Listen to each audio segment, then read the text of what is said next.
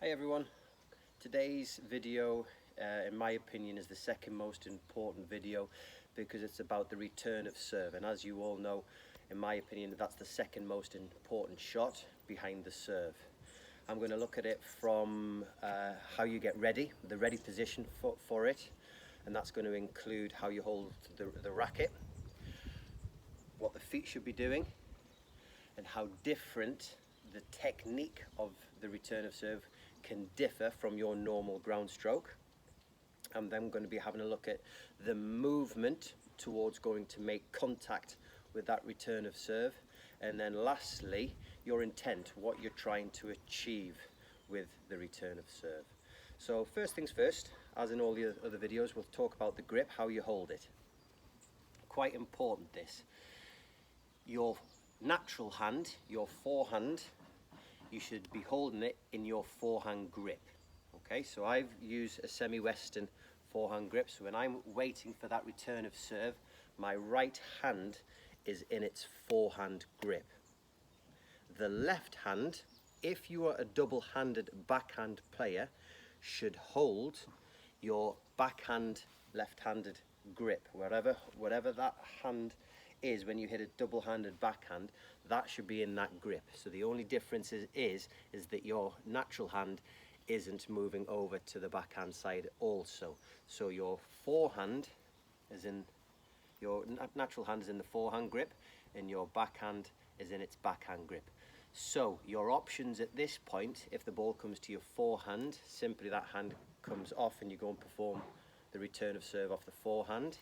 If it comes to my backhand, as I'm moving on over, all as I have to do is swivel this hand over towards the backhand area. Yes, there are some professionals that use double-handers. For their return of serve, they don't move. They've just adapted and get used to hitting it in that position, because obviously they've got about 0.5, 0.4 of a second to react and try and get that ball back, yeah? And it's coming at them at 130 miles an hour. So, recap, for a double-handed backhand, your right hand, your natural hand's in the forehand grip, and your backhand is in its backhand's grip, okay? And then your options are, if it comes to that backhand, to not move the hands, and that's again like what I said a lot of the professionals are doing, or all you've got to do is swivel that hand over towards that backhand area. And obviously if it comes to the forehand, you just take the other hand off. If you're a single backhand player, you still hold the initial position is with your forehand in its forehand grip, and then your non-dominant hand is holding the neck of the racket, and it's kind of at that angle. So again, if it comes to that forehand, the hand just comes off as you start reacting over to it to hit it on the forehand. If it comes to that backhand, that left hand is going to swivel the racket to your backhand grip, whatever backhand grip you use. Forehand to begin with, that movement as you start reacting towards the backhand return of serve.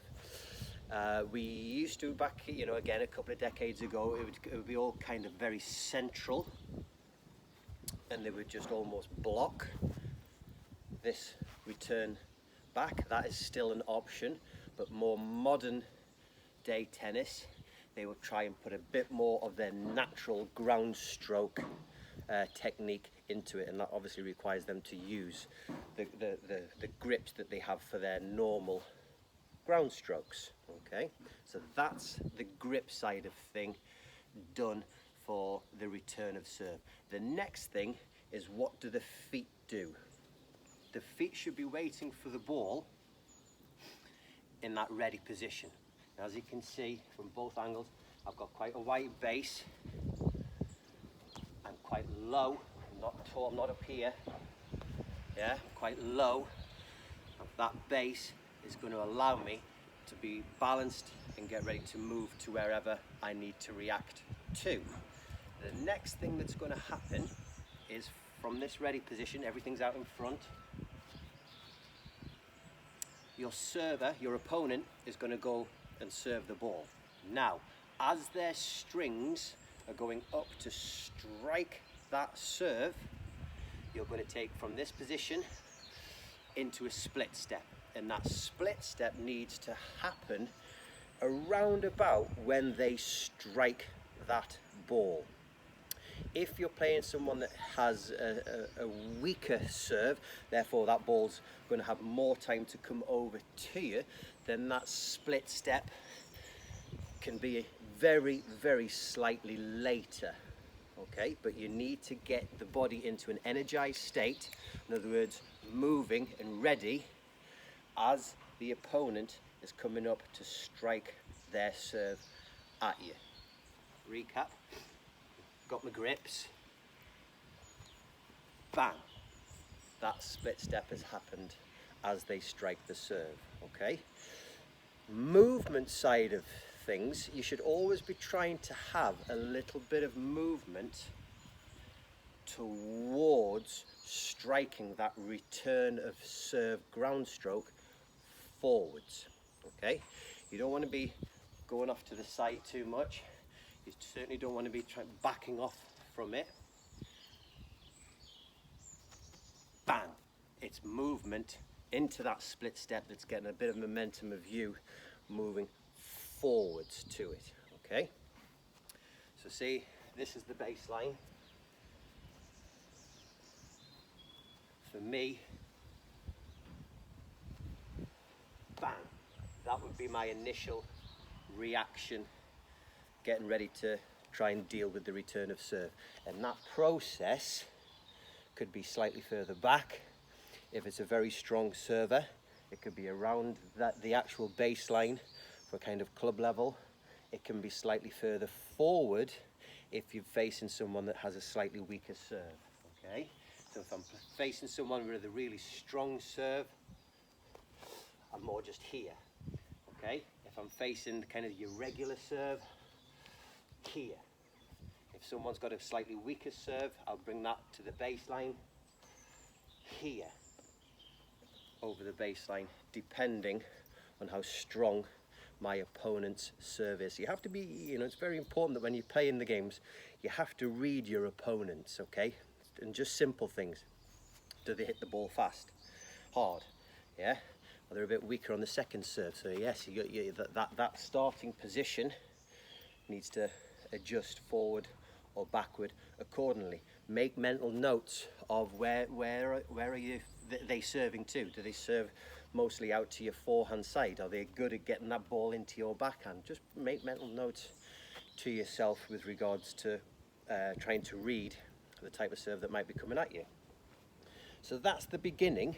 The next part we're into is the technique of the ground strokes and how that can differ from your regular your regular ground stroke.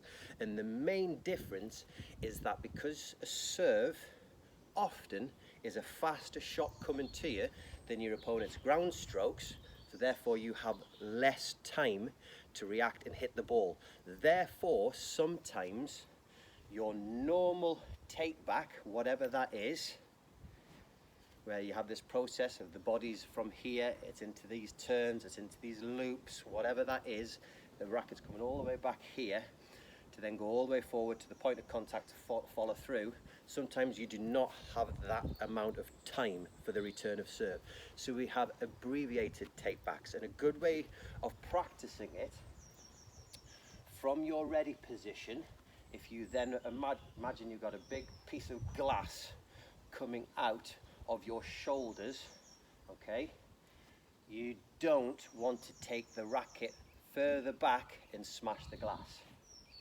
Okay, off that split step, I would be putting the racket out in line with the ball. At that moment when that split step's happened, the ball has now just left my opponent's racket off the serve. My eyes are simply telling me the ball's coming to my forehand or my backhand. I get that twist and that unit turn, but only to here, because I don't want to take it back and smash the glass. I'll do it off my backhand side. Bang, just to there. And that's it. And that, if you are facing a stronger serve, is your take back for the return of serve, because the next part is you're almost going to have a slight leap, a little jump with your leading leg, depending on your forehand or your backhand, into that return of serve. Okay, I'll do it off the backhand first. Split as they serve. As I'm pulling the racket over, I've twisted my grip, my right hand, because my left hand's already in it. And then as I go to strike and reach for the return of serve ball, I jump and strike that ball with diagonal forward movement. Let me demonstrate that off the forehand side. I've already got my forehand grip, I'm in the ready position. I split as they strike the ball. I see it's coming to my forehand. I start taking the unit over there, only to here, not too far back. And my goal is to jump with a slight leap with my opposite foot into that return of serve. And if you can get that step landing as you strike the ball, then you've got everything balanced and in position to give you a good opportunity of making a half decent return of serve. How much you follow through, again, it's that part you can play around with. It doesn't necessarily have to come your full follow throughs. The important part is a smaller take back. You doing all of this, and that person that's serving at you is serving that ball at a fair pace, you've got a good chance of you making contact with that ball late. Okay, so let me just recap. The ready position involves your feet being in a nice wide position and your grips being in your forehand grip with your dominant hand and your backhand grip for your non-dominant hand. Obviously the neck of the racket if you're a single-handed backhander. So all you've got is a twist to the backhand if it comes on that side. If it comes to the forehand, you just take the hand off. So that's ready. This is ready. The next thing happens, you get into an energized state, you get a little bit of movement, you're ready. As your opponent goes to strike the serve, you've got a slight split step forwards, momentum forwards. The next goal is obviously your eyes tell you where the ball's coming. You're reacting by putting the racket in line with the ball, but keeping it in front of you. We're not going to take the racket all the way back. And then you're trying to time a lunge step forwards towards striking that return of serve. I hope that helps in relation to the technique and the ground stroke of it. Lastly, your intent. If it's your opponent's first serve, your goal is to get that ball back in play. Yeah? Your goal is to get that ball back in play. If you can get the ball back in play and neutralize the situation, which basically means normally the server is in the driving seat because they hit the first hardest shot. If you can neutralize it by hitting a decent return back, so they are back on the back foot, then you have neutralized the situation. Yeah? But ultimately your goal is to get a first serve back over the net and back in play. Slightly different on the second serve, because 9 times out of 10 the second serve is a weaker shot.